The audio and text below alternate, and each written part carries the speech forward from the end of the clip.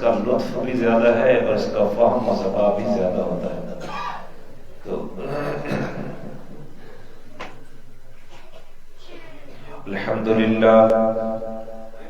الحمدللہ وکفا والصلاة والسلام علی سید الانبیاء وعلى آلہ واصحابہ الاتقیاء. اما بعد فاعوذ باللہ من الشیطان الرجیم. بسم اللہ الرحمن الرحیم. ان قارون کان من قوم موسیٰ فبغى علیہم وآتیناہ من الکنوز ما ان مفاتحہ لتنوء بالعصبہ اولي القوة اذ قال له قومه لا تفرح ان اللہ لا يحب الفرحین. سبحان ربك رب العزة عما يصفون وسلام على المرسلين والحمد لله رب العالمين. سبحانك لا علم لنا إلا ما علمتنا إنك أنت العليم الحكيم. رب اشرح لي صدري ويسر لي أمري واحلل عقدة من لساني يفقهوا قولي. رب يسر ولا تعسر وتممه بالخير وبك نستعين. اللهم إنا نسألك علما نافعا ورزقا واسعا وعملا متقبلا. درود شریف پڑھیں. اللهم صل على سيدنا محمد وعلى آل سيدنا محمد افضل صلواتك بعدد معلوماتك وبارك وسلم. اللهم صل على محمد النبي الأمي وعلى آله وسلم تسليما. 20ویں پارے کا 11واں رکوع سورہ القصص کی آیت نمبر 76 مل گئی. اس سورت کے اندر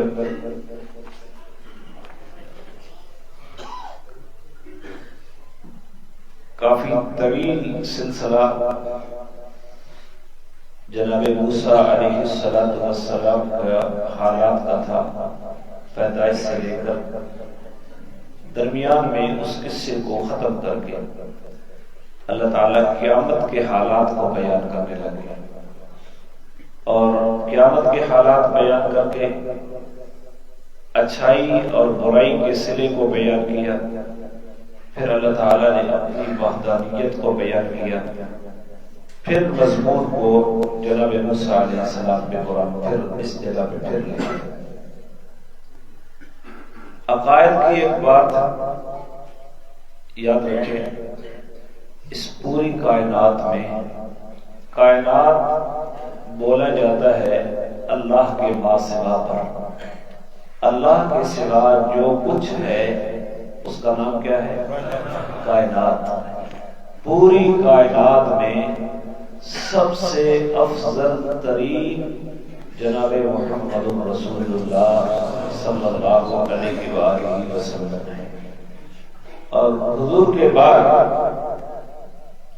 مرتبہ ہے پوری کائنات میں جناب ابراہیم علیہ السلام. پہلا نمبر کس کا؟ محمد رسول اللہ. دوسرا اور تیسرے نمبر پر اس کائنات میں درجے کے اعتبار سے جناب موسیٰ علیہ السلام ہے. مولانا صاحب آپ پر تشریف لائیں. حضرت آجا اور بابا رستہ دینے میں مہمان ہیں.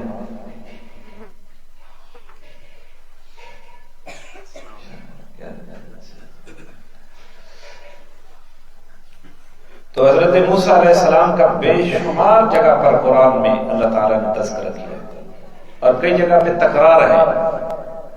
لیکن ان تکرار مستقل فائدے کا باعث بن رہا ہے۔ مولانا تصور حسین صاحب آپ بھی ادھر تشریف لیں، آپ چھپ کے بیٹھے ہیں پیچھے، جلسہ بھی ہوتا ہے تو آپ اسٹیج پہ نہیں آتے۔ مجھے شرمساری ہوتی ہے کہ اگر علماء جو ہیں وہ اگر اپنے ساتھ نہ بیٹھے ہوں تو یہاں موسیٰ علیہ السلام کے حالات کو تفصیل سے اللہ تعالیٰ نے بیان کیا، جس کو آپ سن چکے ہیں کس طرح۔ درمیانی بات کو ذکر کر کے ایک ربط میں ذکر کرتا ہوں اور اس کے بعد درس کو شروع کرتے ہیں۔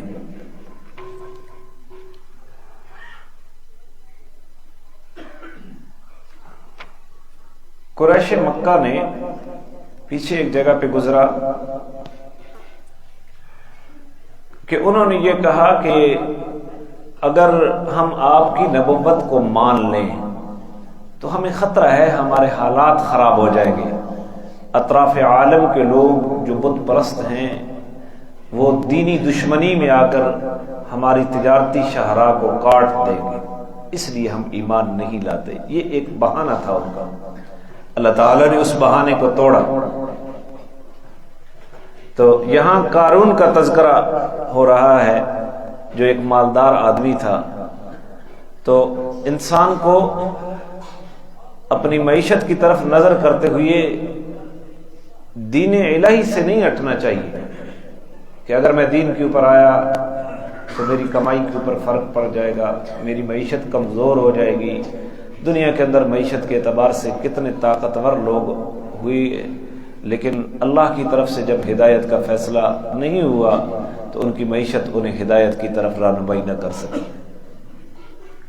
یہاں اللہ تعالیٰ نے قارون کا واقعہ بیان کیا۔ قارون کون ہے؟ توجہ ہے نا آپ کی؟ لوگ آتے جاتے رہیں گے، آپ کی توجہ ادھر ہو تو انشاءاللہ آسانی سے یہ سفر طے ہو جائے گا۔ قارون ہے کون؟ قارون موسیٰ علیہ السلام کے چچا کا بیٹا ہے، راج قول کے مطابق، ورنہ باتیں تو روایات میں بہت کچھ آتی ہیں۔ موسیٰ علیہ السلام کے چچا یسہر، اس کے بیٹا قارون۔ باپ اعلیٰ درجے کا ولی ہے، دادا بھی اعلیٰ درجے کا ولی ہے، پردادا بھی اعلیٰ درجے کا ولی ہے، اور لکڑ دادا اللہ کا نبی ہے۔ اس نسل میں یہ قارون پیدا ہوا، اور چچا کا بیٹا جناب موسیٰ پوری کائنات میں تیسرے نمبر پر افضل ترین انسان ہے، اور دوسرا چچا کا بیٹا جناب ہارون علیہ السلام بھی اللہ کا پیغمبر ہے۔ اس خاندان کے اندر یہ بدبخت آدمی پیدا ہو گیا۔ تو یہاں سے یہ بات پتہ چلتی ہے کہ ہدایت عطیہ الہی ہے، وہ چاہے تو نبیوں کی نسل کو محروم رکھ دے تو اسے کون پوچھنے والا ہے؟ نسل پیغمبر سے آ رہا ہے۔ یہ بنی اسرائیلی تھا۔ آپ پیچھے تفصیل سن چکے ہیں کہ فرعون کا قبیلہ قبطی تھا، لیکن یہ فرعون کا منشی تھا، اور بڑے بڑے پروجیکٹ، بڑے بڑے ٹھیکے جو تھے وہ اس کے حوالے ہوتے۔ اس نے اس سرکاری اہم عہدے کا فائدہ اٹھاتے ہوئے بہت سارا زر کثیر مال و دولت اکٹھا کر لیا، بہت زیادہ مال و دولت۔ قرآن اس کا تذکرہ کر رہا ہے، اس کے مال و دولت کا، کتنا مال اس نے اکٹھا کیا۔ اور بنی اسرائیل کے اوپر جو مظالم تھے فرعونی، ان مظالم کے اندر یہ برابر کا شریک ہے، حالانکہ یہ خود بنی اسرائیلی تھا۔ آپ تاریخ انسانی کا مطالعہ کریں، کئی مطلق العنان بادشاہ ایسے گزرے ہیں جنہوں نے اپنے ظلم کو دوام دینے کے لیے اپنے اعلی کار رکھے ہوئے تھے۔ آپ ماضی قریب میں بر صغیر کی تاریخ کو پڑھ لیں، جب انگریز اس ملک کے اندر مسلط ہوا تو یہ جو مذہبی فرقہ واریت ہے یہ انگریز کی پیداوار ہے۔ بدقسمتی سے آج بھی اس تپش کا حصہ ہیں ہم، اور اس سے ہم جان نہیں چھڑا رہے۔ لسانی فرقہ واریت کی بنیاد بھی انگریز نے رکھی، اور جغرافیائی خطے کی فرقہ واریت، یہ پنجابی ہے، یہ بلوچی ہے، یہ سندھی ہے، اس بنیاد پہ ایک دوسرے کو مار دینا، ایک دوسرے کو تسلیم نہ کرنا، اس کی بنیاد بھی برطانیہ سرکار نے رکھی۔ کہیں مذہبی فرقہ واریت، کہیں لسانی فرقہ واریت۔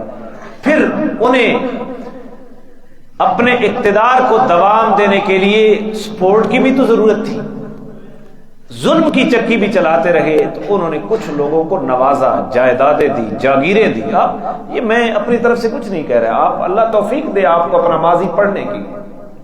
انہوں نے جاگیریں دی، بڑے بڑے عہدے الاٹ کیے، ان عہدوں کے ذریعے مجاہدین آزادی کو کرش کیا گیا۔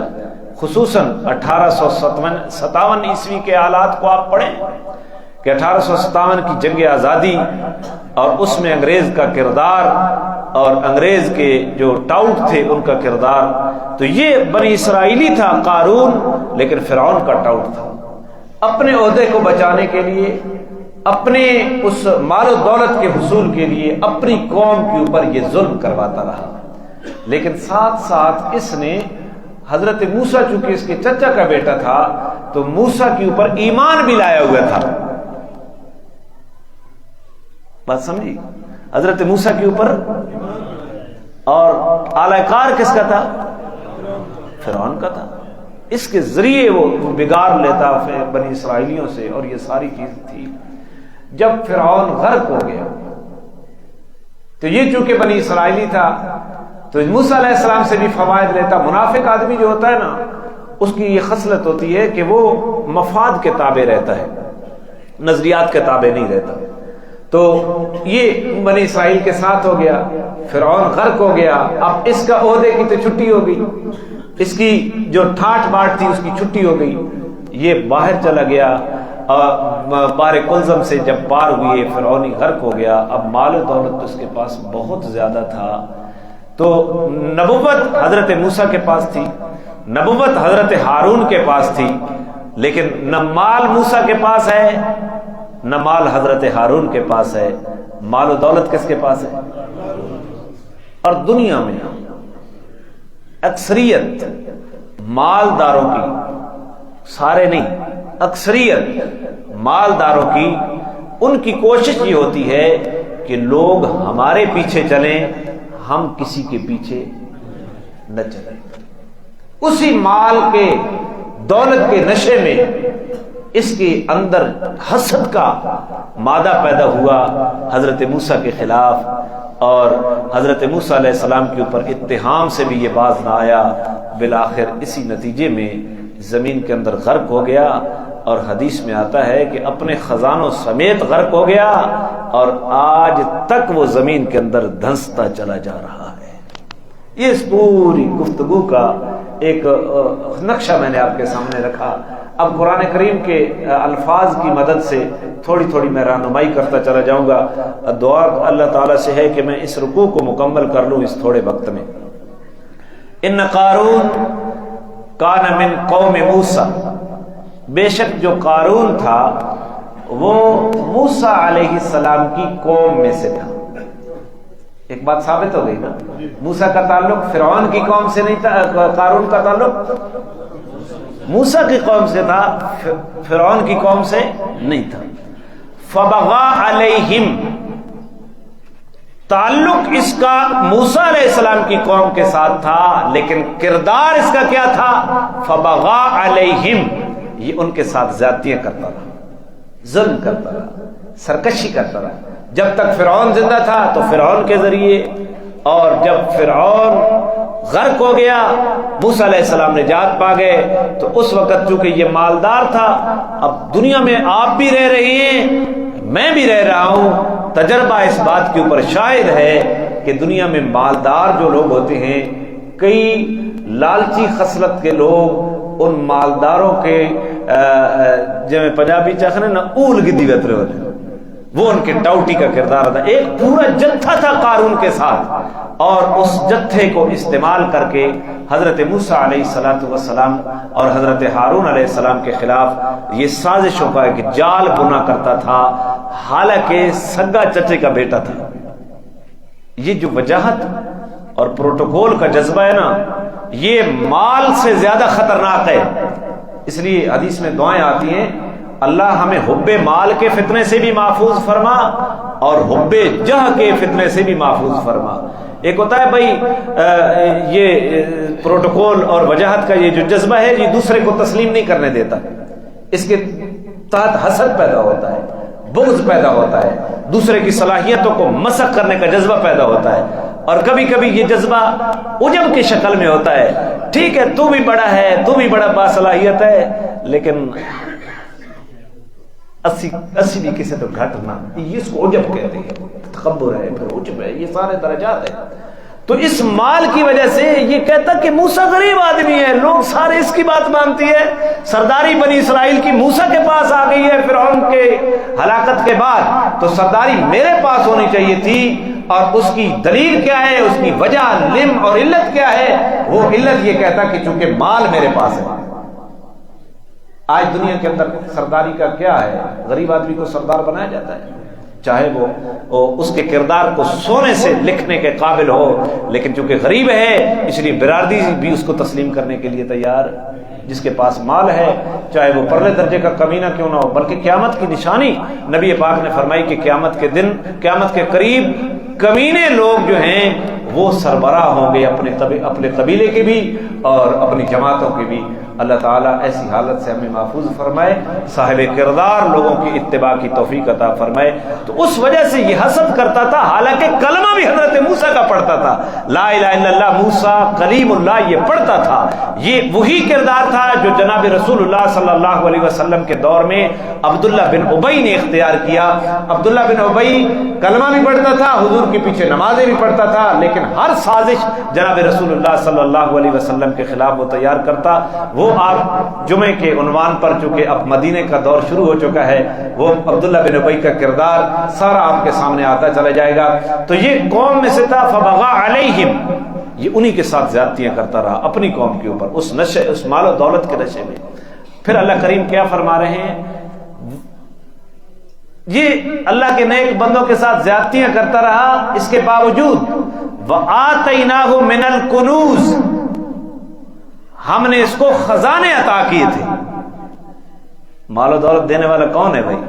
اللہ یہ فرمایا ہم نے اس کو خزانے. کنوز جمع ہے کنز کی، علماء تشریف فرمائیں کنز اس خزانے کو کہتے ہیں جو مخفی ہو، جو تالوں کے اندر بند ہو، جو تہ خانوں کے اندر بند ہو. ہم نے اس کو خزانوں کا مالک بنایا تھا، اس کو قارون کو.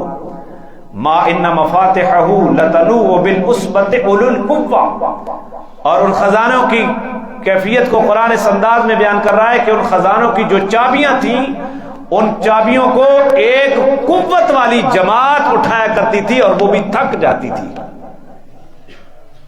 میں نہیں کہہ رہا، میں تاریخ نہیں پڑھ رہا، میں قرآن بیان کر رہا ہوں. خزانوں کی چابیاں ایک طاقتور جماعت اٹھاتی تھی، لتنو، اور وہ تھک جاتی تھی. عصبہ کہتے ہیں 10 سے لے کر 40 افراد تک جو تعداد ہوتی ہے، 10 سے 40 تک، اس کو عصبہ کہتے ہیں عربی میں. یعنی اتنے افراد. اب اس کے دو مطلب مفسرین کرام نے لکھے ہیں. ایک تو یہ ہے کہ چابی کا سائز بڑا ہو. یہ چابی نہیں ہے جو آج ہمارے تالے کی ہو، چونکہ ٹیکنالوجی نے ترقی کر لی، چیزوں کے حجم گھٹتے آئے. کچھ چابیاں میں نے بھی دیکھی ہیں جو بڑے تالے ہوتے تھے اور چابیاں ان کی ایک بالش تک لمبی ہوتی. تو جو زمانہ ہزاروں سال پہلے کا ہے، اس زمانے کے تالوں کی چابیاں بھی تو کیا ہوں گی؟ بڑی ہوں گی. اب ان چابیوں کا وزن واقعی ایک جماعت اٹھائے تو اس نے کیا کرنا ہے؟ تھک جانا ہے نا. ایک مراد یہ ہے. دوسری مراد وہ یہ ہے کہ یہ جو قرآن نے کہا کہ ایک جماعت اس کی چابیاں اٹھاتی اور وہ تھک جاتی، یعنی باقاعدہ ایک شعبہ تھا اس کے خزانوں کی چابیاں جس کے حوالے تھیں. تہ خانوں کی چابیاں فلاں آدمی کے پاس، اور جو فلاں جگہ پہ خزانہ پڑا ہے اس کی چابیاں فلاں کو پاس. تو ایک پورا شعبہ تھا جو اس کی خزانے کی چابیاں اٹھاتا تھا. اتنا بڑا مالدار آدمی. اذ قال له قومه، اب تو زمانہ یہ بن گیا ہے کہ کوئی آدمی غلطی کر رہا ہو تو لوگ منہ کے اوپر آ کر خیر خواہی کے جذبے کے ساتھ اسے یہ نہیں کہتے کہ بھائی آپ غلطی کر رہے ہیں. یہ بہت بڑی بدقسمتی ہے. دیکھو میں انسان ہوں، مجھ سے غلطی ہو سکتی ہے، تو خیرخواہی کا تقاضا یہ ہے کہ آپ میری خیرخواہی کریں کہ آپ غلط جا رہے ہیں، میں آپ کی رہنمائی کر رہا ہوں. اب اتنی رفتار ہماری غلط ہو گئی اور طریقہ کار اتنا غلط ہو گیا کہ میری یہ جرت نہیں ہے کہ میں اخلاقی درجات کے اوپر فائد ہو کر اس بندے کی اصلاح کی فکر کروں اور پردہ داری کو بھی رکھتے ہوئے میں اس کو بتاؤں بات. لیکن میں کیا کرتا ہوں، میں باہر جا کر جی حالت دیکھو جی، حالت دیکھو جی، حالت دیکھو، میں ان کی پردہ داری کرتا ہوں. یہ بہت بڑی کمینگی ہے. لیکن دیکھو وہ یہ کام کرتا تھا تو اس کی جو قوم تھی اس نے اس کے ساتھ خیرخواہی کی. بنی اسرائیل کے سنجیدہ جو لوگ تھے، اذ قال له قومه، قارون کی قوم کے لوگوں نے اس کو کہا لا تفرح، اکڑ نہیں. کیا معنی لکھا ہوا ہے، کوئی آپ کے پاس ہے؟ ہاں، اتراؤ نہیں، اکڑو نہیں، یعنی مال و دولت کے اندر غرور کا اظہار، تکبر کا اظہار نہ کر. ان اللہ لا يحب الفرحین. ہم جو تجھے کہہ رہے ہیں کہ بھئی غرور اچھا نہیں ہے، اس کی وجہ یہ ہے کہ اللہ تعالی غرور اور تکبر کرنے والوں کو پسند نہیں کرتا. حدیث میں آتا ہے الکبریاء ردائی، تکبر میری چادر ہے. یہ حدیث قدسی ہے. فمن نازعنی فیہ، جس نے اس تکبر کے اندر میرے ساتھ الجھاؤ کیا، اپنے آپ کو بڑا سمجھا، فقذفتہ فی النار، میں اللہ اس کو جہنم کی آگ کے اندر اوندا کر دوں گا. اور یہ تکبر اتنا مخفی ہے یہ بندے کو سمجھ بھی نہیں آتا کہ میں متکبر ہوں. اللہ تعالیٰ اس خصلت سے محفوظ فرمائے. اور جب تک تکبر انسان کے اندر موجود ہوتا ہے اس وقت تک قرب الہی کا کوئی درجہ انسان کو نصیب نہیں ہوتا. سیدنا علی المرتضیٰ رضی اللہ تعالیٰ عنہ دوران جنگ ایک کافر کے اوپر چڑھے اور تلوار اس کے گلے کے اوپر رکھ دی اور اس نے نیچے سے تھوک دیا. سیدنا علی رضی اللہ عنہ کے جسد اطہر کے اوپر وہ تھوک پڑی تو آپ اس کے اوپر سے ہٹ گئے اور اس کے قتل کا پروگرام ملتوی کر دیا. تو ساتھ والے صحابی نے پوچھا کہ آپ نے یہ کیا کیا ہے؟ تو جناب علی المرتضیٰ کرم اللہ وجہہ نے فرمایا کہ پہلے میں اس کو قتل کر رہا تھا دین اسلام کی وجہ سے، اب جب اس نے میرے اوپر تھوک دیا ہے تو اب یہ قتل کہیں میری ذات کی وجہ سے نہ بن جائے، اس لیے میں نے اس کو چھوڑ دیا ہے. اللہ ہمیں ایسا کردار نصیب فرمائے.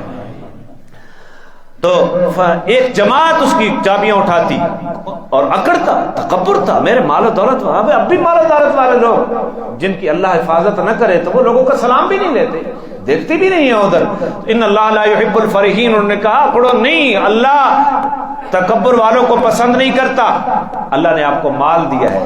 یہ اس قوم کے افراد نے خیرخواہی کے ساتھ اس کو کہا وابتغ ما فیما آتاک اللہ الدار الآخرہ، اللہ نے جو تجھے مال و دولت دیا ہے اس مال دولت کے ذریعے تو آخرت کے گھر کو تلاش کر، مسکینوں کے اوپر صرف کر، محتاجوں کے اوپر صرف کر. حضرت موسیٰ تیرے چچا زاد اللہ کا نبی ہے، اس کے اوپر خرچ کر، ان کی دعوت کو آگے پھیلانے کے اوپر خرچ کر. اللہ نے مال دیا، اس مال کو خرچ کر. اب ایک اور بات میں یہاں رک کے بتاتا ہوں، خرچ کیا کرتا؟ اس کی طبیعت میں بخل تھا. تاریخی روایات میں یہ آتا ہے کہ وہ روٹی کے اوپر رکھ کر سالن کھاتا تھا، وہ برتن کے اندر، پلیٹ کے اندر سالن نہیں کھاتا تھا. وہ کہتا کہ اس کا روغن اتر جائے گا، پھر روغن کروانا کا کلی کروانا پڑے گا، اس کے اوپر خرچہ ہوگا. بلکہ یہ بھی آتا ہے کہ وہ اپنے محل کے چھت کے اوپر اڑوس پڑوس کے بچوں کو نہیں چڑھنے دیتا، بھائی چھت خراب ہو جائے گا پھر مجھے خرچہ کرنا پڑے گا.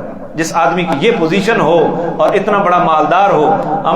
مجھے ایک یاد آ گیا کہ ہمارے ایک ماضی قریب میں کوئی آدمی الیکشن میں کھڑا ہوا ہمارے حلقے میں، تو اس نے کچھ ووٹ حاصل کرنے کے لیے کچھ خرچہ کیا، لیکن اس نے شرط لگائی اگر میں ہار گیا تو یہ خرچہ واپس کروں گا. خرچہ تب اس اگا کیڑی ہے جڑا آتا ہے کھٹی کرنی ہے. تو یہ اس کے بخل کی پوزیشن ہے. بعین ہی حضور کا سگا چچا ابو لہب تھا، مالدار بھی تھا، خوبصورت بھی تھا، سردار بھی تھا، لیکن پردے جلدے کا بخیل تھا جس طرح قارون بخیل تھا. اور اللہ تعالیٰ نے اس کو اتنا مال دیا ہے. اب دیکھو جس آدمی نے خرچ نہیں کرنا تو اس کا لازمی نتیجہ ہے کہ اس مال نے جمع ہی ہونا ہے.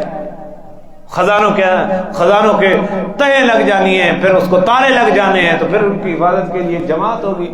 اب اتنا بڑا مال، تو قوم کے لوگوں نے کہا کہ اللہ نے تجھے دیا ہے، اس کو صرف کر کے اللہ کی رضا کی خاطر، مسلمان تھا نا، کلمہ پڑھتا تھا بظاہر، تو جو ہے آخرت کا گھر تلاش کر۔ وَلَا تَنْسَ نَصِيبَكَ مِنَ الدُّنْيَا، اور اس مال کے ذریعے اپنے دنیاوی حصے سے بھی غفلت نہ برت، اپنے دنیاوی حصے کو بھی نہ بھول۔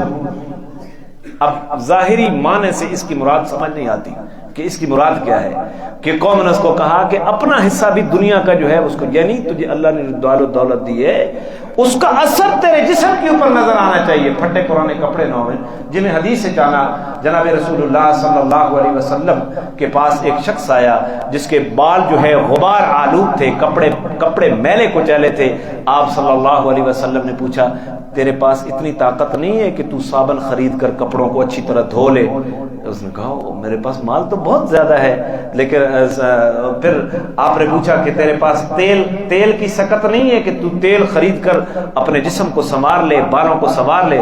تو مال بہت زیادہ ہے۔ تو آپ نے فرمایا کہ آدمی کو اللہ جب دنیا کے اندر مال دیتا ہے تو اس مال کا اثر اس کے جسم کے اوپر نظر آنا چاہیے۔ یہ اللہ کی نعمت کا شکریہ ہے، لیکن اس میں تکبر نہیں ہونا چاہیے کہ اس طرح کپڑے پہنا کہ لوگ آ کے مارے بڑے کپڑے پائی کتنا، یہ تکبر ہے۔ یہ لوگوں کو للچائی ہوئی نظریں ادھر پھیرنی ہے لوگوں کی، اور لوگوں کو آر دلانے کا جذبہ ہے، اس کی قرآن و سنت نفی کرتا ہے۔ تو اللہ کی نعمت کا اثر ہونا چاہیے۔ اور اس قوم نے، بنی اسرائیل کے ان سنجیدہ افراد نے کہا کہ آخرت کے گھر کو تلاش کر، مال کو خرچ کر، دوسرا مال اپنے جسم کے اوپر بھی خرچ کیا کر، اچھا کھایا کر، اچھا پہنا کر، سوسائٹی میں تیرا ایک مقام ہے مال و دولت کے اعتبار سے۔ وَأَحْسِن کما احسن اللہ الیک، اور اسی طرح احسان کر جس طرح اللہ نے تیرے ساتھ احسان کیا ہے۔ اللہ نے تجھے مال و دولت دیا ہے، لہذا اپنی قوم، قبیلے، معاشرے، فرد اور وطن کے اندر جو لوگ غریب غربا ہیں ان کی تو کیا کیا کر، کیا کیا کر؟ میں تھوڑے کو پوچھنا، میں تو جاننا سائیں گے روزہ رکھ کے کیا کیا کر بھائی؟ مدد کیا کر، لوگوں کی مدد کیا کر۔ آپ اللہ راضی تھی بھی کھاتا کر، پیتا کر سارے۔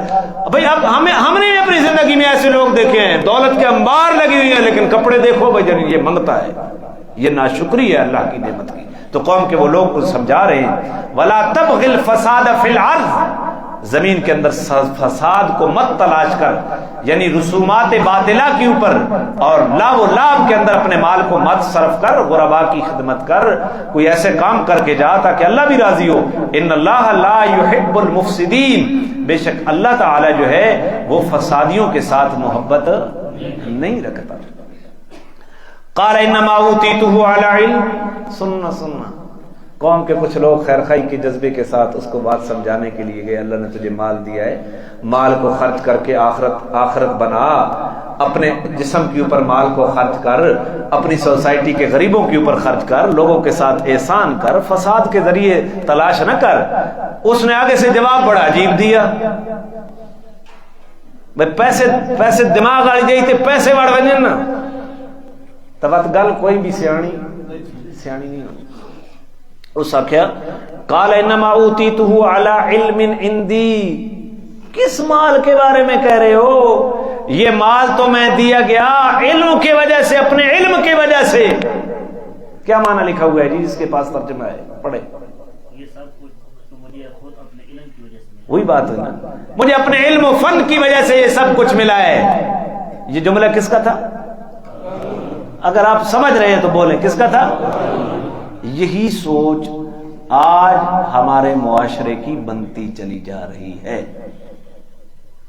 یہ ڈگری کی بدولت ہے، یہ تعلقات کی بدولت ہے، یہ میری ذہانت کی بدولت ہے، یہ میرے فن کی بدولت ہے۔ یاد رکھو یہ قارونی جملہ ہے، انسان کو جتنی نعمتیں دنیا میں ملتی ہیں وہ اللہ کے فضل سے ملتی ہیں۔ اگر رب کا فضل آج اٹھ جائے بھئی، اگر عقل اللہ دماغ کی ایک باریک رگ میں خون روک دے تو بندہ بکھڑو بڑھ ویسی انہیں نہ چیز کیا ہو جائے گا؟ اللہ سے معافی مانگنی چاہیے۔ سوچ مجھے اپنے علم کی وجہ سے دی ہے، فن کی وجہ سے دی گئی، میں عقل رکھتا ہوں، سمجھ رکھتا ہوں، کاروباری طریقے مجھے پتا ہے۔ آج دیکھو کتنے ماہرین معیشت اس ملک کے اندر ہیں، ملک تنزلی کی طرف جا رہا ہے، ساری جمع تفریق کے اوپر زور ہے۔ بھائی اصل یہ ہے کہ اللہ سے معافی مانگی جائے۔ حدیث میں آتا ہے من لزم الاستغفار، جس آدمی نے اپنے اوپر استغفار کو لازم کر دیا، جعل اللہ من کل ہم فرجا ومن کل ضیق مخرجا ویرزقہ من حیث لا یحتسب، اللہ اس کو 3 انعام دیتے ہیں استغفار کرنے کی وجہ سے۔ اللہ ہر غم سے نجات دیتے ہیں، ہر تنگی سے نکلنے کا رستہ فراہم کرتے ہیں، اور رزق وہاں سے دیتے ہیں جہاں سے گمان بھی نہیں ہوتا۔ کس کی برکت سے؟ اس نے کہا نہیں میرے علم کی وجہ سے، کہ کہتے ہیں ہم بھی کہتے ہیں بھئی اگر میرا ایک ایم پی اے کے ساتھ تعلق نہ ہوتا تو یوں نہ ہوتا، یہ اگر مگر چھوڑو۔ اللہ کسی کے لیے وسیلہ اور ذریعہ بنا دے تو ذریعے کو ذریعے کے درجے میں رکھو، لیکن بھروسہ کس کی ذات کے اوپر ہونا چاہیے؟ اللہ کی ذات کے اوپر ہونا۔ یہ اپنا علم و ہنر ہے، اس وجہ سے مجھے مال ملا ہے۔ اللہ تعالیٰ نے اس بات کا جواب دیا، اچھا اس وجہ سے تو تکبر کر رہا ہے مال و دولت کے اوپر کہ میں کمائی کے گھر جانتا ہوں، میں دانش مند ہوں، مجھے معیشت کے جدید طرق کا علم ہے۔ آج یقین جانو ساری دنیا کے لوگ اسی دوڑ میں ہیں، مادہ پرستی، مادیت پرستی۔ جس طرح بت پرستی شرک ہے، مادیت پرستی بھی اسی طرح کیا ہے۔ بھئی دکان بنانی ہے، رزق کس نے دینا ہے؟ نوکری کرنی ہے، رزق کس نے دینا ہے؟ بکریاں جانور پالنے ہیں، رزق کس نے دینا ہے؟ وہ دے تو اس کی مرضی، نہ دے تو اس کی۔ بھئی کتنے لوگ، میں نے آپ کو پچھلے درس پہ بھی سنایا کہ ایک بندے کو میں جانتا ہوں 64 سال جس کی عمر ہے، 4 لاکھ اس کی تنخواہ ہے، 2004-5 کی بات میں نے آپ کو سنائی، اور وہ شخص کہتا ہے کہ دنیا جہان کی کوئی چیز نہیں کھا سکتا سوائے سرسوں کی گندلوں کے۔ تو پتہ چلتا ہے رزق کس کے پاس ہے۔ زرداری صاحب اپنا پرہیزی کھانا ساتھ لے کر جاتے ہیں ہر دعوت کے اندر، حالانکہ اس کی کیفیت اس کے بارے میں مشہور ہے کہ اس کے گھوڑے بھی مربے کھاتے تھے، لیکن اللہ تعالیٰ جو رزق ہے اس کی بندش کی ہوئی ہے مختلف بیماریوں سے۔ تو وہ یہ اترایا تو اللہ تعالیٰ نے اس کا جواب دیا، اولم یعلم، کیا وہ یہ نہیں جانتا ان اللہ قد اہلک من قبلہ من القرون، کہ اللہ تعالیٰ نے اس سے پہلے کئی بستیوں، کئی امتوں، کئی جماعتوں کو ہلاک کیا، من ہوا اشد منہ قوہ، جو اس قارون سے طاقت میں بہت زیادہ تھے، ان کو ان کی طاقت نہیں بچا سکی۔ مشرف صاحب اپنے زمانے میں لال مسجد کے اوپر حملہ کیا، سرفراز بگٹی صاحب کو شہید کر دیا، اور اس پالیسی کا نتیجہ آج بلوچستان اسی تسلسل کے ساتھ آگ میں چل رہا ہے، اور کہتے تھے میں وہاں سے ہٹ کروں گا تمہیں پتہ بھی نہیں چلے گا، میری کرسی بڑی مضبوط ہے، لیکن جب رب کی پکڑ میں آیا ہڈیوں نے گوشت چھوڑ دیا۔ پوری دنیا کے اندر کوئی بھی اس کا علاج نہیں کرتا تھا، اور علاج کی سکت امریکہ کے پاس تھی۔ امریکہ نے کہا یہاں نہیں لانا، وہیں سے سیمپل چیک کر کے ہم علاج کریں گے۔ دبئی کے اندر چیختا تھا۔ تو اقتدار کس کے پاس ہے؟ طاقت کس کے پاس ہے؟ فرعون کے ساتھ کیا ہوا؟ حامان کے ساتھ کیا ہوا؟ حضرت ہارون کا، حضرت ابراہیم کا مقابلہ کیا۔ اللہ تعالیٰ نے ایک مچھر کو کہا کہ اس کے نتھرے میں داخل ہو جا، اور پھر اس کا علاج یہ تھا کہ جوتی ماری جاتی تو مچھر سکون کرتا، جو ہی جوتیاں ختم ہوتی تو مچھر پھڑپھڑانا شروع کر دیتا، پورے جسم اس کا تل ملاتا۔ لہذا بندے متعین ہوئے کہ نمرود کے سر کے اوپر جوتیاں ماریں تب وہ مچھر آرام کرتا ہے۔ تو اللہ نے فرمایا کہ اس مال کی وجہ سے تو اترا رہا ہے اور کہتا ہے کہ یہ میرا اپنا کمال ہے، تو اس سے کیا تو یہ نہیں جانتا کہ تو اس سے پہلے کتنی بستیاں ہلاک ہوئی جو اس سے زیادہ قوت والے تھے؟ اکثر و جمع، اور جمعیت کے اعتبار سے بھی اکثر تھے، ان کا جتھا بھی زیادہ تھا، ان کی فوج بھی زیادہ تھی، ان کے لاؤ لشکر بھی زیادہ تھے، طاقت بھی زیادہ تھی۔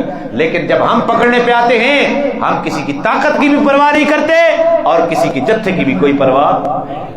فرعون 12 لاکھ فرعونیوں کو بار کلزم کے اندر غرق کر دیا گیا۔ یہ ڈیوٹی والے ساتھی اٹھ جائیں بھائی، تعجب ہو رہا ہے بار بار ساتھیوں کو کہ یہ کدھر جا رہے ہیں؟ یہ ڈیوٹی پہ جا رہے ہیں آپ کی افطاری کے لیے، بندوبست کرنے کے لیے، آپ کی خدمت کے لیے۔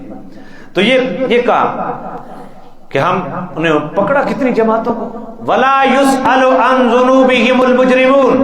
اور اللہ کا یہ قاعدہ ہے کہ جب وہ پکڑنے پہ آتا ہے نا تو وہ مجرموں کے گناہوں کے بارے میں نہیں پوچھا جاتا، نہیں پوچھتا کہ تو نے زنا کیا ہے میں نے اس لیے مارا ہے، تو نے چوری کی میں نے اس لیے مارا ہے، تو نے شرک کیا میں نے اس لیے مارا ہے، تو نے کفر کیا ہے میں نے اس لیے مارا ہے. نہیں، اللہ کے علم میں ہے، وہ پھر نہیں پوچھتا کہ بھئی کس گناہ کی وجہ سے میں پکڑ رہا ہوں. جب پکڑنے پہ آتا ہے تو پھر وہ تباہ و برباد کر دیتا ہے.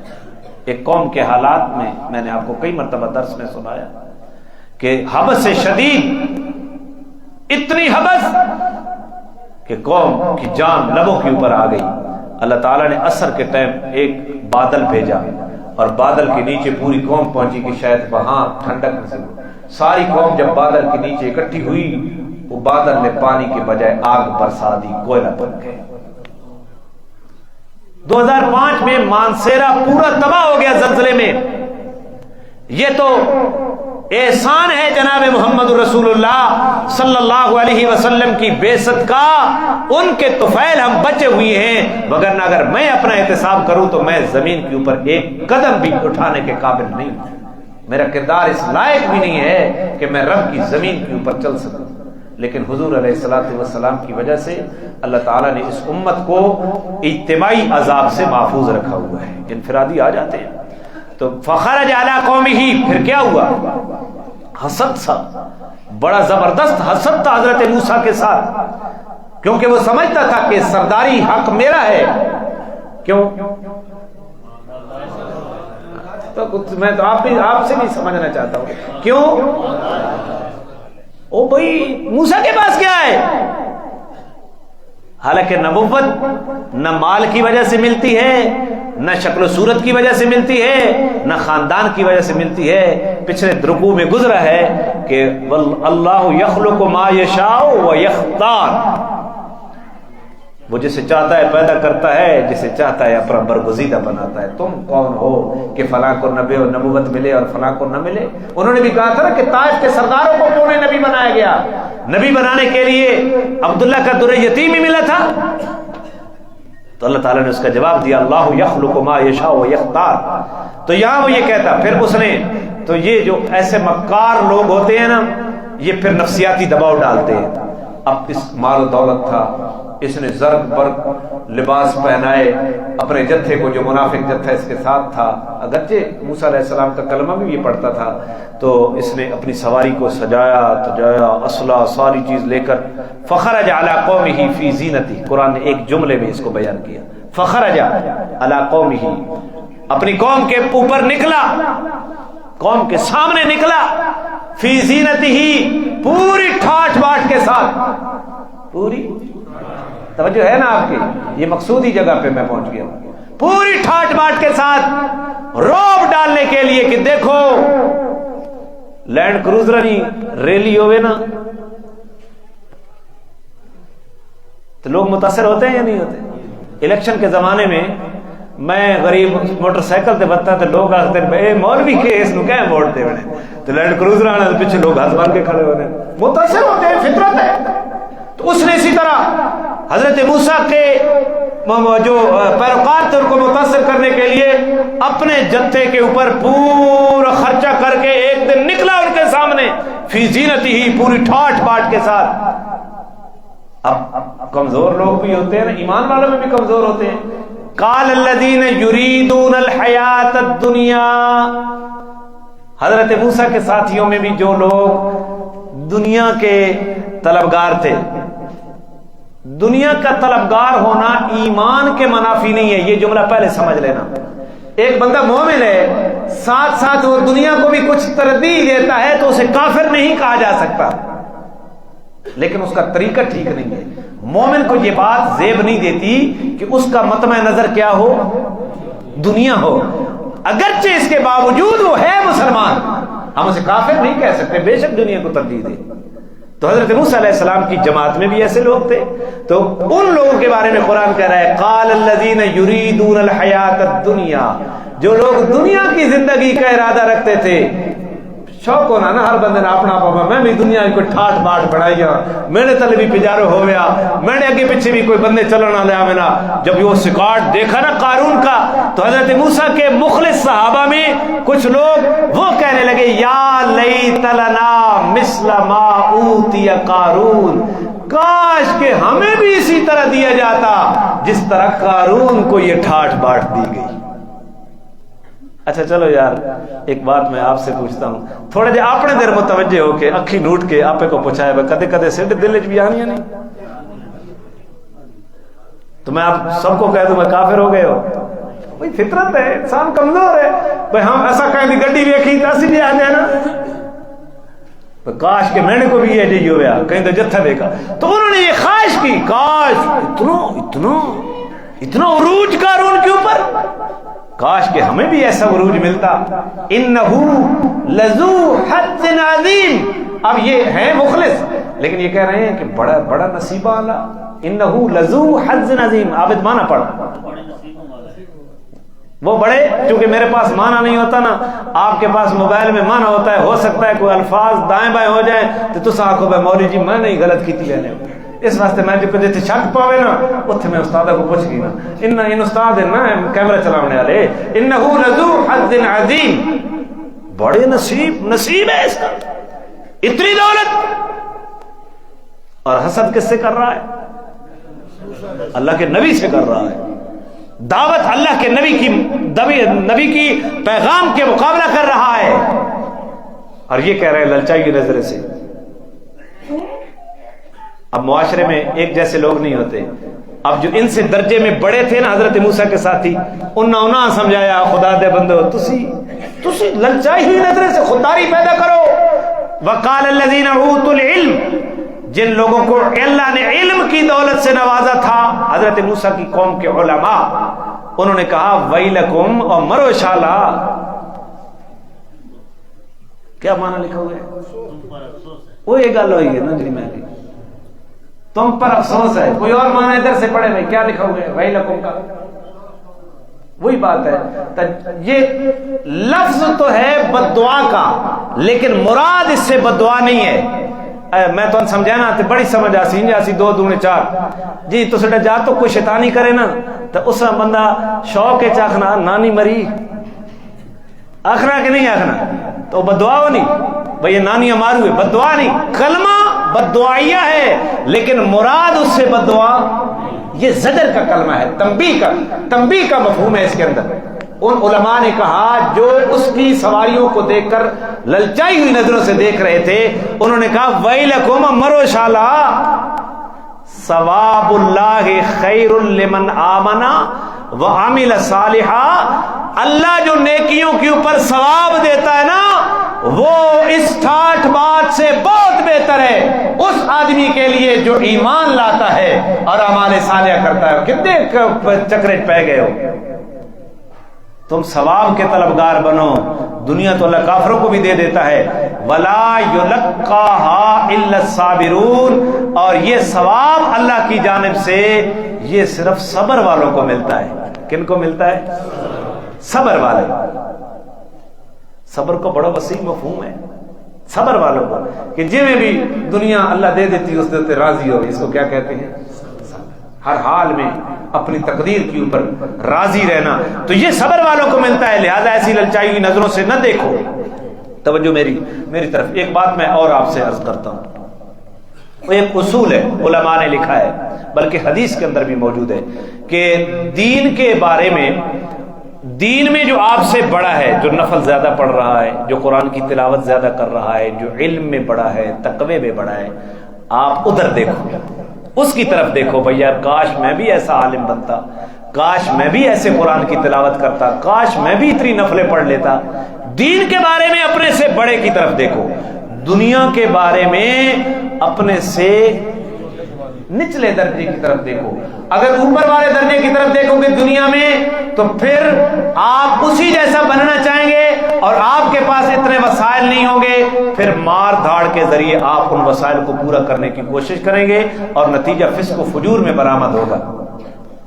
دین میں اوپر والے کی طرف دیکھو تاکہ تجھے بھی دینداری ملے اور دنیا میں نیچے والے کی طرف دیکھو تاکہ اوپر دیکھو گے تو ناشکری پیدا ہوگی, نیچے دیکھو گے تو اللہ اس کے پاس تو ایسی گاڑی نہیں ہے جیسی میں سے میرے پاس ہے, تو اللہ تیرا شکر ہے, تو یا شکر کا جذبہ پیدا ہوتا ہے. ایک شاہی خاندان کے فرد حضرت عبداللہ بن مبارک رحمت اللہ علیہ, یہ اپنے زمانے کے محدث تھے. میں ایک بات بتاتا ہوں آپ ان کے بارے میں, یہ کیسا انسان تھا. عبداللہ بن مبارک خلیفہ ہارون الرشید عباسی خبیثہ ہے, اس کی طوطی بولتا تھا. ملکہ زبیدہ اور خلیفہ ہارون الرشید اپنے محل کے اندر بیٹھے ہیں اور بغداد کے اندر ایک آواز آئی, شور آیا. ہارون الرشید پوچھتا ہے کہ یہ شور کیسا, یہ شور کیسا؟ تو ہارون الرشید کو کسی نے بتایا کہ عبداللہ بن مبارک بغداد کے اندر آئے ہیں اور ایک بہت بڑا مجمع عبداللہ بن مبارک کی زیارت کے لیے کھڑا ہے. عبداللہ بن مبارک کو اپنی سواری کے اوپر چھینک آئی, انہوں نے الحمدللہ پڑھا اور اگے سے مجمع نے زور سے کہا یرحمک اللہ, یرحمک اللہ کا شور ہے. ملکہ زبیدہ نے ہارون کو کہا, ہارون بادشاہت اس کو نہیں کہتے کہ دنیا کے خطوں کے اوپر بادشاہت ہو, اتنا بڑا خطہ تیری ملکیت کے اندر تیری بادشاہت کے ماتحت ہے, بادشاہت اس کو کہتے ہیں. عبداللہ بن مبارک کے پاس خطوں کی حکمرانی تو نہیں ہے لیکن دلوں کے اوپر ایسی حکمرانی ہے کہ وہ چھینکتے ہیں تو دعائیہ کلمات کے لیے پورا مجمع جو ہے وہ بآواز بلند کہتا ہے یرحمک اللہ. عبداللہ بن مبارک کہتے ہیں, یہ تو میں نے ان کی تعریف کر دی نا, عبداللہ بن مبارک شہزادے تھے, شاہی خاندان کے ایک فرد تھے. جوانی کے زمانے میں وہ کہتے مجھے شوق تھا بڑے لوگوں کے ساتھ یاری لگانے کا. ناراض تھا نا تھی سے غلط دسن لگے تھی بھی وجہ تو چلو بات یہ مسجد چھوڑ کے تو لگ بس ہمارا جھوٹے نے بتایا. تو ہمیں بھی شوق ہوتا ہے. دیکھو آج ہم بھی کہتے ہیں, تعارف کرواتے ہیں, جی میرا تعلق ہے جی اس بندے نا جس دے 500 مربع چاہے, اللہ نصیب کرے بھائی تینوں نہ مربع دے کے فائدہ. میرا تعلق ہے جناب آئی ڈی صاحب کے ساتھ, اور کوئی اس سے پوچھتا بھی نہیں ہے, وہ خود بتا رہا ہوتا ہے خود بخود. یاد رکھو تعلقات کو استوار کرنا عہدے دیکھ کر, تعلقات کو استوار دیکھنا مال دیکھ کر, تعلقات کو استوار کرنا جاؤ جلال دیکھ کر, یہ ذہنی پستی کی علامت ہوتی ہے, ذہنی غلامی کی علامت ہوتی ہے. اللہ اس سے محفوظ فرمائے. تو عبداللہ بن مبارک کہتے ہیں کہ مجھے بھی یہ شوق تھا بڑے لوگوں کے ساتھ. اب جیسے ان کی سواری ہوتی میں بھی کہتا کہ ایسی سواری ہر وقت ٹینشن میں ہوتا کہ ایسی سواری کیسے میسر کروں, جیسا ان کا گھر میرے بھی اپنا ایسا گھر, جیسا ان کا کھانا میں بھی ایسا کھانا بنانا چاہتا, جیسا ان کا لباس. میں بڑی مشکل تھی زندگی, بس اللہ والے کے ہاتھے چڑھ گیا. اب میں نے یاری کا طریقہ بدل لیا, کمزور لوگوں سے یاری بدالی. اب اللہ نے شکر کا جذبہ پیدا کر دیا, اللہ مجھے تو نے ان سے کھانا اچھا دیا, مجھے تو نے لباس ان سے اچھا دیا, مجھے تو نے رہائش سے دی. پھر وقت کے ولی بنے. اور عبداللہ بن مبارک علماء کا اجماع ہے کہ بہت بڑے محدث تھے اپنے زمانے کے. تو ضابطہ کیا ہے کہ دین میں کدھر دیکھنا ہے, اوپر, اور دنیا میں کدھر دیکھنا ہے, نیچے دیکھنا ہے, تب شکر کا جذبہ پیدا ہوگا. تو حضرت موسیٰ کی جماعت میں کچھ افراد نے فرعون قارون کی ٹاٹ باٹ کو دیکھا, انہوں نے کہا ہائے کدے ساڑھے کل بھی ہے جی یہ گڈیاں, ایسا مال و دولت ہوتا. اور جو تقوی میں ایمان میں زیادہ آگے تھے اہل علم, انہوں نے کہا بھائی کس چکر میں پڑ گئے ہو, اللہ کے ہاں جو ثواب ملے گا نا ایمان والوں کو اور اعمال صالحہ والوں کو وہ بہت بہتر ہے اور دائمی ہے, اس میں تو فنا ہونا ہے. لیکن شرط یہ ہے کہ وہ ملتا ہے کن کو, ولا یلقاها الا, صبر کرنا پڑے گا. صبر بھائی روزے میں صبر ہی ہے نا, حلال چیز نہیں کھاتے, حلال چیز نہیں پیتے, تو یہ صبر ہے نا, صبر والوں کو ثواب ملتا. انہوں نے سمجھایا. یہ ایک دن یہ کیفیت ہوئی. اب دوسرے دن کیا کیفیت ہوئی؟ دوسرے دن یہ ہوا کہ حضرت موسیٰ علیہ السلام نے اعلان کیا کہ کل میں حدود کے مسائل کو بیان کروں گا, زنا کی حد کیا ہے, فلاں گناہ کی حد کیا ہے. تو اس قارون نے حسد میں ایک عورت, کنجری عورت کے اوپر مال صرف کیا کہ آج مجمع میں تو نے کھڑے ہو کر جب موسیٰ یہ مسئلہ بیان کر رہا ہوگا تو تو نے سوال کرنا ہے کہ یہ حد عام آدمی پر لگے گی یا خاص کے اوپر بھی لگے گی, اور میں تجھے تجھے اتنا مال دوں گا. موسیٰ علیہ السلام جب زنا کی حدوں کو بیان کر رہے تھے تو ایک روایت میں آتی ہے کہ وہ عورت کھڑی ہوگی, دوسری روایت میں آتا ہے کہ قارون خود کھڑا ہو گیا اور قارون نے کہا کہ موسیٰ جو آپ یہ حکم بیان کر رہے ہیں کہ جو زنا کرے گا اس کو حد لگے گی, سنسار کیا جائے گا, کیا یہ حکم عام آدمی کے لیے ہے یا خاص لوگ بھی اس میں شامل ہیں؟ تو موسیٰ علیہ السلام نے فرمایا شرعی احکامات تو عام خاص کا فرق نہیں رکھتے, ہر ایک کے لیے ہوتے ہیں. تو موسیٰ نے کہا کہ کل آپ نے بھی تو ایک عورت سے زنا کیا ہے. پھر قارون نے کہا حضرت موسیٰ کو, کل آپ نے بھی ایک عورت کے ساتھ کیا کیا ہے؟ بھرے مجمع میں چچا زاد پیغمبر کے اوپر الزام لگا دیا صرف حسد کی وجہ سے, حالانکہ کلمہ بھی پڑھتا تھا, منافق تھا نا, تو الزام لگا دیا. کون ہے عورت؟ فلاں عورت. وہ عورت کھڑی ہوئی, حضرت موسیٰ علیہ السلام سجدے میں گر گئے. اللہ تم بے پرواہ ہے, تو نیا کر جا. تو پھر کیا ہوا؟ پورے مجمع کے سامنے اور اس کا گھر, قارون کا گھر, زمین کے اندر پورا مال و دولت, وہ مربوں کے اوپر اس کی جو کوٹھی محیط تھی وہ ساری غرق ہو گئی. کہتا ہے ہائے ہمارا مال.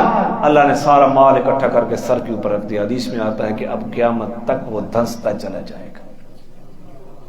جب یہ کیفیت انہوں نے دیکھی اور جنہوں نے کل للچائی ہوئی نظروں سے دیکھا, فخسفنا بہ, اللہ فرما رہے ہیں ہم نے اس کو کیا کر دیا؟ دنسا دیا. فخسفنا بہ, ہم نے اس کو دنسا دیا. وبدارہ, اس کے محل سمیت اس کو دنسا دیا. الارض, زمین کے اندر. فما قال له من فئۃ ينصرونه, پھر کوئی ایسا جتھا اور ایسی جماعت میسر نہ آ سکی جو اس کی مدد کرتی, جو اس کی, جب ہم نے پکڑا کوئی بھی اس کی مدد کے لیے نہ آیا. من دون اللہ, اللہ کے آگے. وما كان من المنتصرین, یہ بڑا جملہ تنتنا ہے. وما كان من المنتصرین, جب اللہ پکڑے تو اللہ سے پھر کون انتقام لے سکتا ہے؟ اللہ اپنی پکڑ سے محفوظ رکھے. آمین کہہ دیں. اللہ اپنی پکڑ سے محفوظ رکھے. ہم نے پکڑا کوئی بھی نہیں آیا. اب کیا ہوا؟ ایک اور واقعہ بھی پیش آیا. ہماری زکوٰۃ ہے 2.5%. موسیٰ علیہ السلام کی شریعت میں زکوٰۃ تھی چوتھا حصہ. اگر 4 روپے آپ کے پاس ہے تو 1 روپیہ زکوٰۃ ہے. 4 لاکھ آپ کے پاس ہے تو 1 لاکھ زکوٰۃ ہے. تو حضرت موسیٰ علیہ السلام نے جب زکوٰۃ کا حکم بیان کیا تو قارون نے کہا بھائی ایسا کیوں زکوٰۃ دیوائے, مال ساڈا اپنا. میں پچھلے سال پتہ نہیں گلزمان کو معذرت کر رہے ہیں نہ دسائے, پچھلے سال ایک جگہ پہ ہم موجود تھے.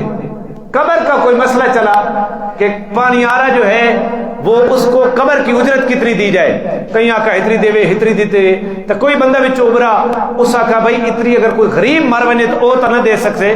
اب وہ ایک سردار بولا, اس آکا غریب پھٹے اس نے منہ وہ مرے ہی نہیں. وہ زمان میں گل سچی پہ میرا گواہ موجود ہے, اس آکا غریب مرے ہی نہیں. تو بس اللہ کی غیرت ہے جس نے برداشت کر لیا جناب محمد رسول اللہ کے طفیل, اگر نہ حق تو تھے کہ زمین پھٹ جاتی اور قارون کی طرف دنگ. سوچ آج بھی موجود ہے, بس نہیں چلتا ہمارا.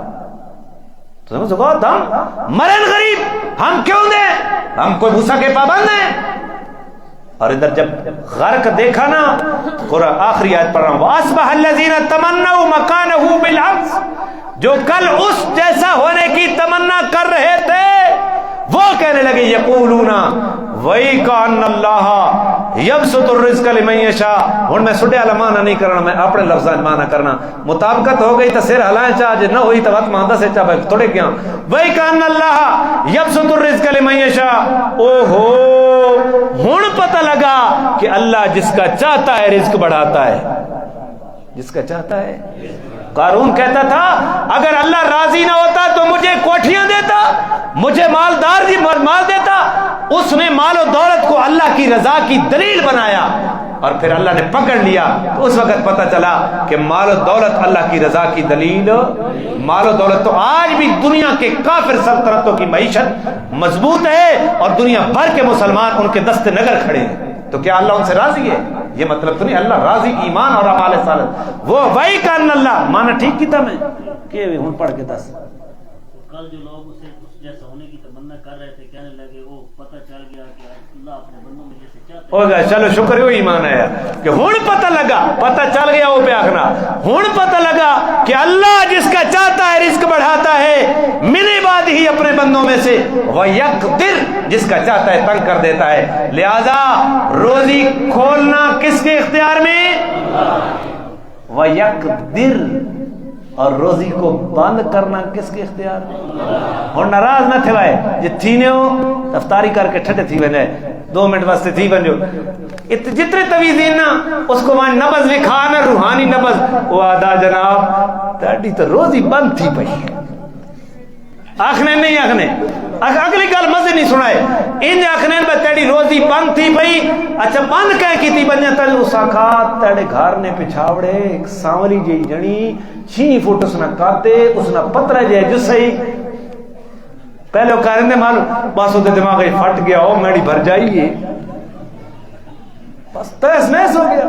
قرآن کہہ رہا ہے ان کمزوروں نے جب دیکھا نا اس کی ٹھاٹ باٹ کو انہوں نے کہا کاش ہمیں بھی اس طرح مل جاتا, اور جب تباہی کو دیکھا انہوں نے کہا ہو ہون پتہ لگا رزق کو کھولنا کہنے اختیار ہے چھے اور رزق کو بند کرنا کہنے اختیار ہے چھے. میں کفری بھی آکھا تو ہن پہ آکھنا دنیا بھر کے تعویذیوں کو میرا چیلنج ہے کہ جو روزی اللہ نے مجھے دی ہے ایک لقمہ بند کر کے دیکھیں. چیلنج ہے, نہیں ہو سکتا. اپنے عقائد کو مضبوط رکھیں. جی عقیدے شرک ہوئے تو پھر جڑا تویتیاں ویکھ کے ٹٹی نکلنی اور کے تھی ہونا جدہ گزارا ہی تویت بیچ کے وہ اپنی قسمت تے غور نہیں کرے نا. فٹ پاتھ تے بیٹھا ہونا جناب قسمت ویکھن والا ہاڑی نہیں دھپاں چ کڑنا پیا تے نال او فوجی ماں قسمت ویکھائی وینیا او آکھیا اپنی قسمت ویکھی آ تو پارے دھپاں تو کڑنا پیا ایتھے سیدھی قسمت تو دسنے والا. تو انہیں پر ہمیں آج پتہ چلا ہے کہ رزق بڑھانے والا کون؟ جسے چاہے بڑھا دیتا ہے جسے چاہے گھٹا دیتا ہے. اور پھر انہوں نے کیا کہا لولا امن اللہ علینا لخسف بنا. امانا عابد پڑھ کیوں نہ ہوئی یہ بات اے ڈھڈے نہیں بچی. امن اللہ علینا کہ اللہ نے ہمارے اوپر یہ اللہ نے اگر احسان نہ کیا ہوتا لخسف بنا تو ہم بھی آج دھنس گئے ہوتے زمین میں. تو ہم بچے کس کے احسان سے؟ آخری جملہ وَإِكَأَنَّهُ لَا يُفْلِحُ الْكَافِرُونَ. او ہو ساڑی عقل تے پردہ آ گیا. آج پتہ لگا لا يُفْلِحُ الْكَافِرُونَ کافر کے پاس جتنی مرضی ٹھاٹ باٹ آ جائے اس کو کبھی بھی فلاح نصیب نہ دنیا میں نہ اللہ مال کی طرف. کتنے منٹ رہنے ہیں جی؟ ناظرے پڑھ گئے نا جی؟ امیر صاحب کو پوچھ نہیں تو اگلے درس 3 منٹ دے سکتے ہیں امیر صاحب اجازت ہے تو ٹھیک ہے نہیں تو میں چھٹی کرتا ہوں. پڑھ لے جی بات بڑی مہربانی جی. امیر کھل جو ہوئی اعوذ باللہ من الشیطان الرجیم بسم اللہ الرحمن الرحیم ان قارون زور سے پڑھو ان قارون. جتنے کفریو بندے آئے بیٹھے نا صرف اس واسطے چیک کرنا ہے بھائی اساں اوتھے مولوی اور آکھنے اونچا نہ پڑھنے اسیڈے اچھاڑی والے اونچا پڑھنے شرمندہ تنا ماں کرو نا اونچا پڑھ. ان قارون کان من قوم موسی فبغى علیہم وآتیناہ من الکنوز ما ان مفاتحہ لتنوء بالعصبة أولي القوة إذ قال له قومه لا تفرح إن الله لا يحب الفرحين وابتغ فيما آتاك الله الدار الآخرة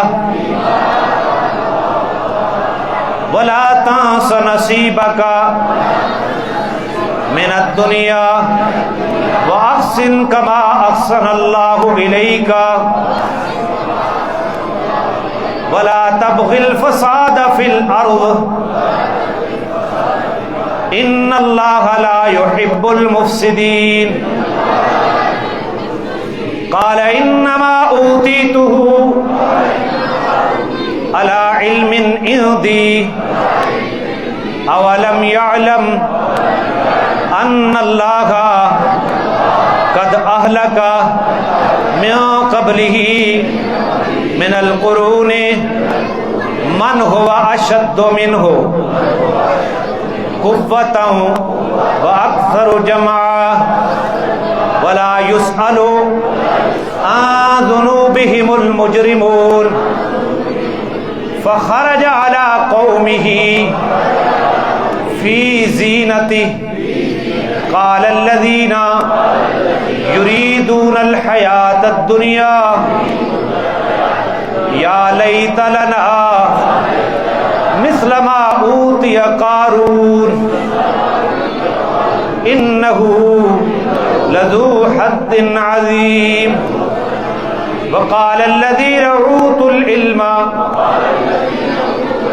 ويلكم ثواب الله خير لمن آمن وعمل صالحا ولا يلقاها إلا الصابرون فخسفنا به وبداره الأرض فما كان له من فئة ينصرونه من دون الله وما كان من المنتصرين وأصبح الذين تمنوا مكانه بالأمس يقولون ويك أن الله